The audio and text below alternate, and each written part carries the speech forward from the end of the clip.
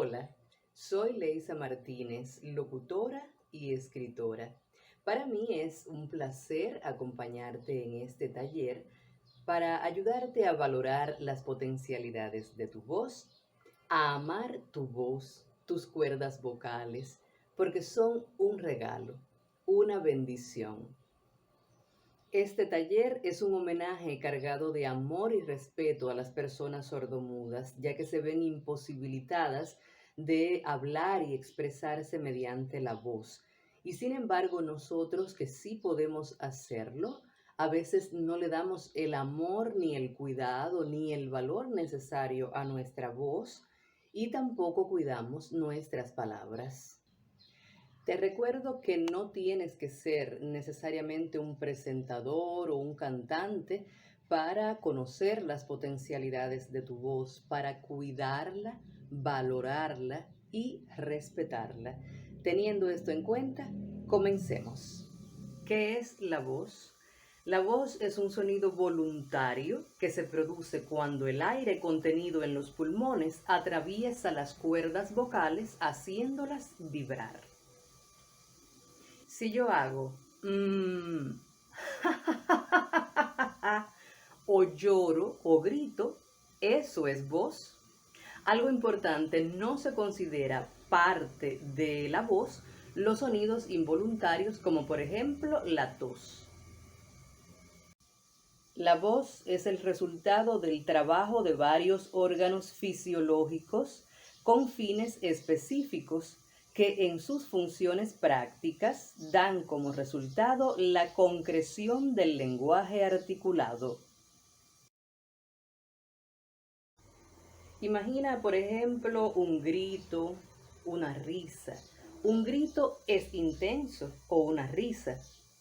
Esa es una característica de la voz, la intensidad. Pero también son características el tono, el timbre y la duración. Intensidad. Dicho de la manera más sencilla, es la fuerza con que se expulsa el aire acumulado en los pulmones. Tono. De acuerdo con la intensidad con que es expulsado el aire junto a la velocidad y el impulso, habrá una vibración de mayor o menor altura. Esa modulación o graduación de la altura de las vibraciones de nuestras cuerdas vocales es el tono o altura de la voz como sonido articulado.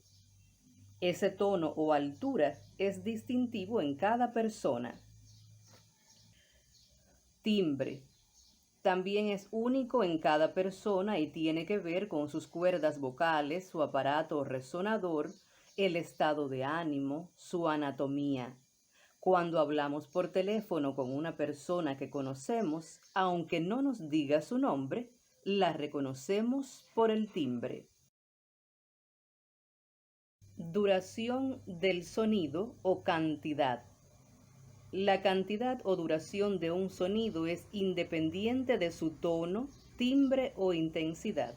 Un sonido puede ser corto o largo, y de eso se trata la duración. Uso racional de la voz. ¿A qué nos referimos con esto? Se supone que la palabra es un acto tan natural y común dado a la persona que todo el mundo debe poseerla y dominarla, pero realmente esto no es así. Existen personas que hablan mal y abusan de su órgano vocal, lo cual puede tener consecuencias desde causar una mala impresión hasta dañar sus cuerdas vocales. Es importante aprender a hablar racionalmente, hablar sin gritar, modulando nuestra voz, usando conscientemente la respiración. De eso se trata, usar racionalmente la voz. Higiene y preservación de la voz. Los consejos de higiene general de la voz no tienen diferencias para el cantante, el locutor o un ama de casa. Todos debemos cuidar nuestra voz, mostrarle amor y respeto, al igual que cuidamos nuestros ojos o nuestro corazón. Entre las principales reglas de higiene vocal, atención, no es lo mismo higiene vocal que higiene bucal. Entre las principales reglas están tener un cuerpo sano, hacer ejercicios, tener en buen estado las vías aéreas, las fosas nasales, las amígdalas, los dientes, evitar fumar, evitar las bebidas alcohólicas, evitar comidas con picante o muy calientes o muy frías, cuidarnos de los cambios de temperatura usando ropa adecuada o bufandas, siempre protegernos la garganta. También influye a la hora de preservar nuestra voz dormir bien, cuidar el ritmo biológico, tratar de que no haya problemas funcionales en nuestro organismo, hacer normalmente las necesidades fisiológicas y también un buen equilibrio psicológico, estar relajados, serenos, en paz, siempre que esto sea posible. Y por último, evitar hablar con la boca semicerrada o con movimientos muy exagerados. Estas son, si no todas, al menos las más importantes reglas de higiene vocal. Conociendo el aparato fonador.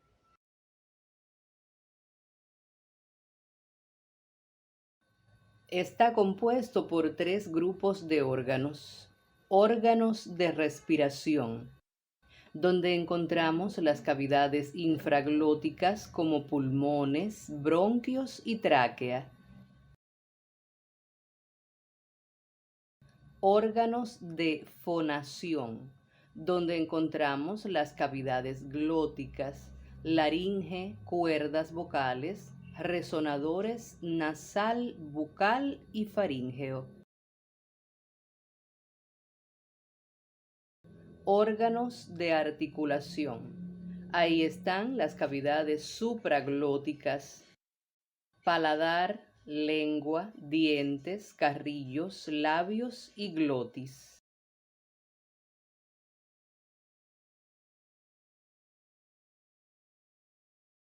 El aparato fonador está controlado por el sistema nervioso central.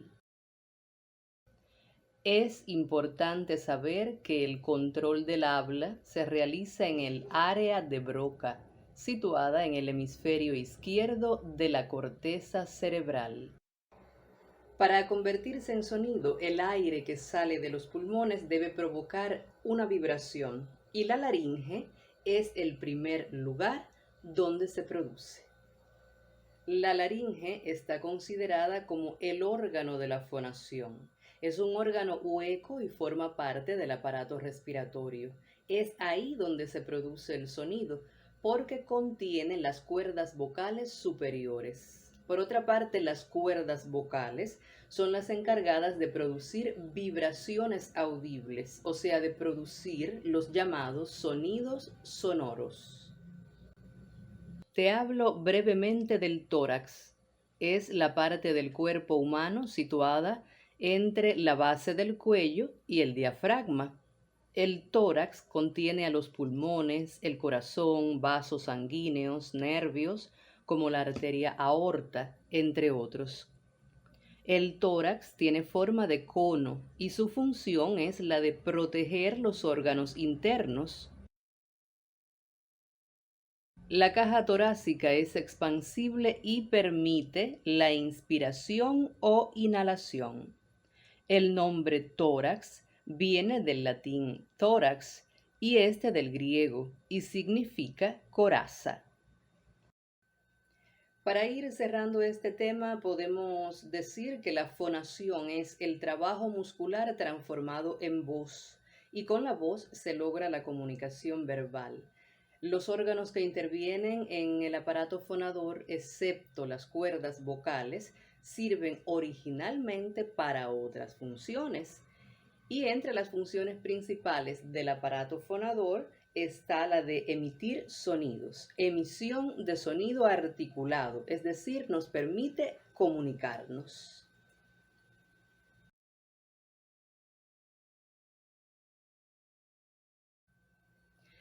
Ya sabemos que la voz es un sonido, es la forma como sonamos. El habla es la materialización del lenguaje, es la forma como conversamos. Me gusta decir que la voz es como el sonido en bruto, sin domesticar. El habla, el sonido ya domesticado con el que formamos palabras, frases. La lengua es el sistema de signos orales o escritos que utilizamos para comunicarnos dentro de una misma comunidad lingüística. Por ejemplo, el español es la lengua de millones de personas. El lenguaje es el medio de comunicación de los seres humanos. Utilizamos signos orales y escritos, sonidos y gestos que poseen un significado que le hemos atribuido. A través del lenguaje podemos expresar nuestros sentimientos y pensamientos. Es una capacidad racional. Surge como una necesidad del ser humano de establecer relaciones sociales. Entre las características del lenguaje podemos mencionar que es la base de la comunicación, se vale de diferentes lenguas para codificar un mensaje y transmitirlo, permite el intercambio de información y puede ser verbal o no verbal. Comunicación es el intercambio de información que se produce entre dos o más individuos con el objetivo de aportar información y también recibirla. En la comunicación siempre hay un emisor y un receptor. La comunicación es vital para que las personas se entiendan. Ya vimos que es la comunicación. Sabemos que para que exista comunicación debe haber un receptor y un emisor. Incluso pueden interactuar dos o más personas y esto crea el intercambio de información. Cuando hablamos de comunicación afectiva, nos referimos al afecto, ya que no se trata de palabras habladas o escritas, sino también a lo gestual, que a veces es fundamental para que exista una verdadera comunicación. A veces las palabras pueden esconder lo que uno siente, pero un gesto, un simple movimiento, una mirada, puede revelar lo que de veras siente una persona. En la comunicación afectiva también juega un papel importante el receptor, la persona con la que estoy conversando. Imagina que yo llego a un encuentro con una amiga. Hola amiga, ¿cómo estás? Qué alegría verte. En estos días he estado pensando mucho en ti. Y esa amiga me responde así.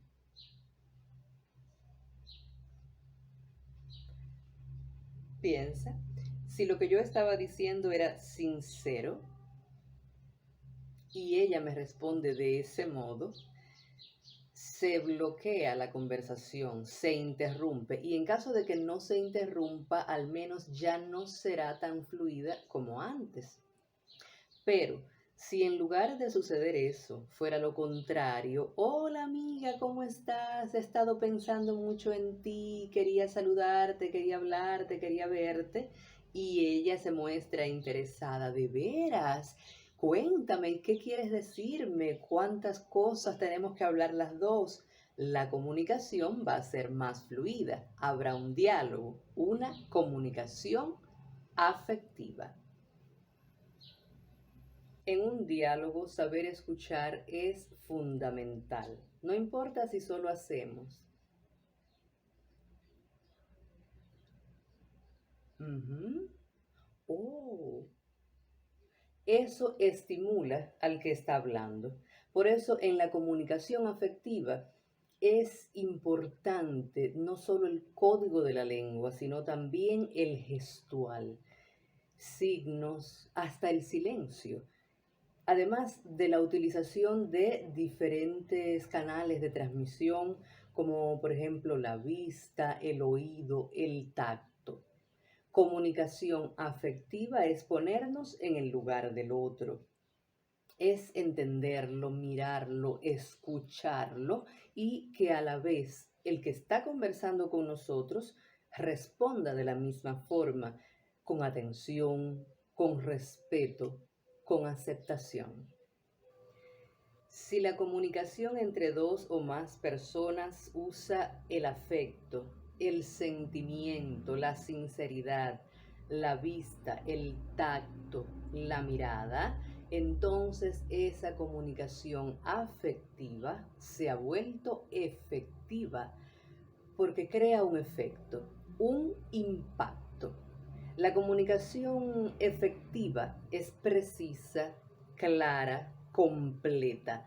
No divagas, no dejas cosas por decir, tu lenguaje se adapta a las circunstancias. Si es formal, usas un lenguaje formal, crea interés, motivación, no solo para el que está hablando, sino también para el que escucha. Para que la comunicación sea efectiva, debemos mantener el contacto visual. Eso genera confianza. El tono de voz y las expresiones que usemos deben ser adecuadas. Se respeta la opinión del otro. Hacemos preguntas para que el otro sepa que le estamos prestando atención.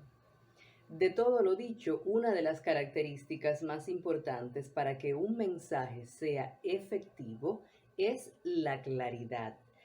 Un semáforo transmite mensajes todo el tiempo con sus tres colores, pero todos entendemos su significado. No da lugar a otras interpretaciones y de eso se trata. Usa tu corazón, tus sentimientos y la claridad en tus palabras y lograrás una comunicación afectiva y efectiva. Tipos de expresión. Hay muchos modos de expresarse. La risa es una expresión de alegría. Un grito puede ser una expresión de ira, de dolor, de emoción, en dependencia de la intención y la emoción con que se emita. Expresión es una palabra de origen latino que significa sacar afuera, exprimir, y de eso se trata para que la comunicación sea efectiva, de lograr exteriorizar esos pensamientos a través de una buena expresión. Te invito ahora a conocer los diferentes tipos de expresión que existen. Expresión corporal, expresión artística, expresión oral, expresión escrita, expresión algebraica, expresión verbal, expresión musical, expresión literaria. Todos estos tipos de expresión logran comunicar, transmitir un mensaje. Pero hay otros tipos de expresión, como por ejemplo la expresión genética, que tiene que ver con la transformación de la información del ADN. En lingüística se habla de expresión antonomástica. También existe la expresión matemática. En informática se habla de expresiones regulares, pero esos son otros temas.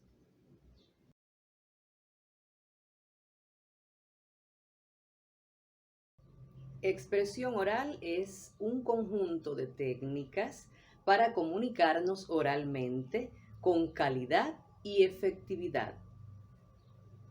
En la expresión oral encontramos la expresión oral espontánea y la expresión oral reflexiva.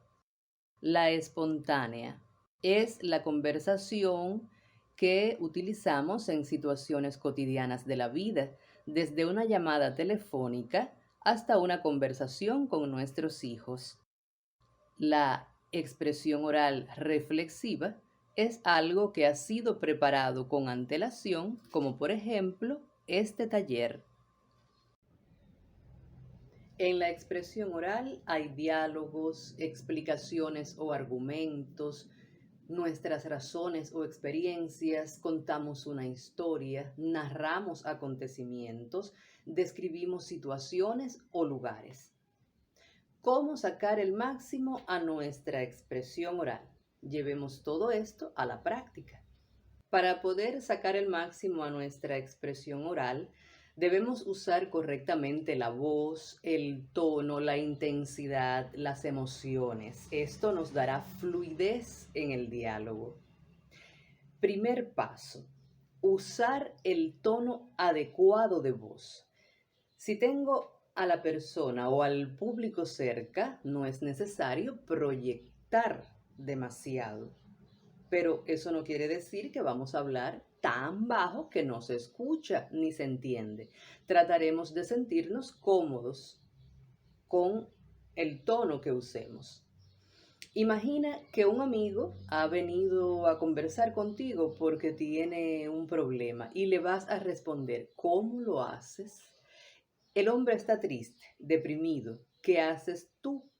Usas un tono adecuado a esa situación, un tono medio, sobrio, con palabras adecuadas.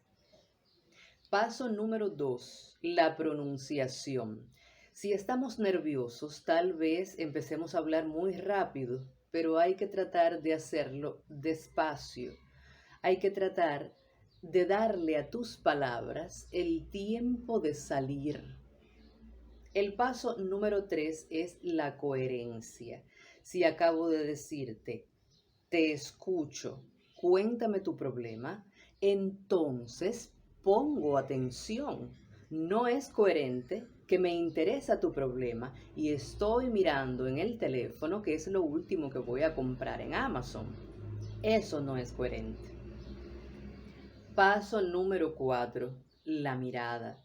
No mantengas la mirada fija en el mismo lugar demasiado rato. Esto es importante para los que hablan en público. Si miras solo a la derecha, ¿qué van a pensar los del centro y qué decir los de la izquierda? No olvides nunca esto. Paso número 5, claridad. Es importante la precisión, ser claros en lo que planteamos, nada de frases inconclusas. Si yo estoy aquí para decirte, ayer la tormenta derrumbó mi casa, necesito tu ayuda, no es lo mismo que yo te diga, tú sabes, la tormenta de ayer, terrible, ¿eh? Y no piensas ayudarme, a menos que la otra persona viva con usted o sea divino, no puede entender cuál es su verdadero problema. Claridad ante todo. Recuerda, si quieres sacar el máximo a tu expresión oral, sé siempre clara o claro. Paso número 6, la gestualidad. Ya dijimos que la expresión oral es un conjunto de técnicas, pues la gestualidad aquí juega su papel. Usa los gestos de acuerdo con lo que tienes o quieres transmitir. Si yo, por ejemplo, quiero decir te amo, no debo decir te amo. Eso también es coherencia. Paso número 7. De vez en cuando es conveniente hacer una pausa que te ayuda a coger aire y a mantener la atención de quien te escucha. Por ejemplo, ayer me encontré con él y ¿sabes lo que pasó? Me invitó a salir. También esas pausas ayudan a que el oyente descanse un poco si es que hemos hablado mucho. Paso número 8, mantener una actitud y una gestualidad abierta. Cuando hables en público o con alguien, no tengas los brazos muy cerrados ni las piernas demasiado juntas porque denotan poca disposición de escuchar o de ser comunicativo. Y en realidad tú si quieres transmitir un mensaje, comunicarte, expresarte. Paso número 9, muévete. No estés quieto demasiado tiempo si hablas con alguien. Tu público puede cansarse y necesita ver en ti ese movimiento, esa fuerza en la explicación y en tu expresión. Paso número 10, nunca des la espalda al público porque se puede malinterpretar. Y paso número 11, sé natural, no finjas la voz, no trates temas de los que no conoces y no trates de ser lo que no eres. Simplemente sé natural. En resumen, para sacar el máximo a tu expresión oral, di lo que tengas que decir con claridad, con respeto hacia esa persona que está frente a ti. Haz más preguntas, di las palabras correctas sin dejar cabos sueltos. Usa el tono de voz adecuado a las circunstancias que vives. También aprende a escuchar. Muéstrate activa o activo en la conversación. Si hablas con una sola persona, mírala a los ojos. Si hablas ante un público, recuerda dirigir la mirada al centro y gira a intervalos tu cabeza para dirigirte al resto del público. Así podrás sacar el máximo a tu expresión oral. Algunos ejercicios prácticos y sencillos para expresarte con calidad. Sonríe, así generas confianza. Las personas se acercan con más facilidad a quienes sonríen. Habla solo. Así aprendes a escucharte, a darte cuenta de cómo se escucha tu voz, cómo es si hablas más alto, más bajo, con más dulzura. Hablando solo creas una relación con tu voz y te das cuenta si pronuncias alguna consonante con dificultad o qué es lo que te da trabajo a la hora de expresarte. Respira conscientemente. Al respirar correctamente, te calmas y tu voz suena más segura. Cuenta historias. Aprende de quienes se expresan bien. Si tienes un presentador de televisión preferido, escúchalo con atención. Cómo pronuncia cada frase, cómo articula. Lee, conversa conscientemente. Habla despacio y practica ejercicios físicos. Piensa lo que vas a decir. Cuida tu postura al sentarte o caminar. Sé simplemente tú. Comunica tus sentimientos. Por si no lo sabías, a expresar los sentimientos también se aprende. ¿Has escuchado eso de que los hombres no lloran? ¿O que mandar cartas o mensajes de amor son cosas de niños? ¿O que eres un cobarde si dices que tienes miedo? Ya sea por la forma en la que los criaron o por las creencias limitantes, hay muchas personas a las que les cuesta sacar, exteriorizar lo que sienten o piensan.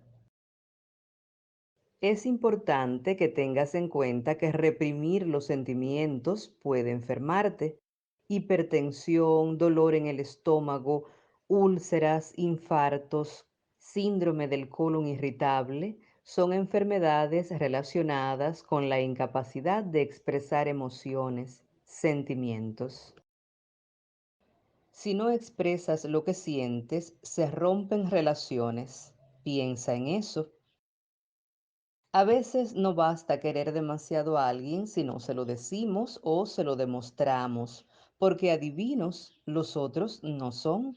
Si quieres a alguien, díselo con las palabras claras y precisas y demuéstraselo con detalles, porque los sentimientos se expresan de forma verbal y no verbal. Haz que esa persona, ese niño, tu madre, tu padre, un amigo, se sienta especial ante ti. Comparte tus sentimientos. Dedica tiempo para las personas que amas. Así expresas y comunicas tus sentimientos. Así concluye la primera parte de este taller. Espero haya resultado de tu interés. Nos vemos en la segunda parte. Hasta pronto.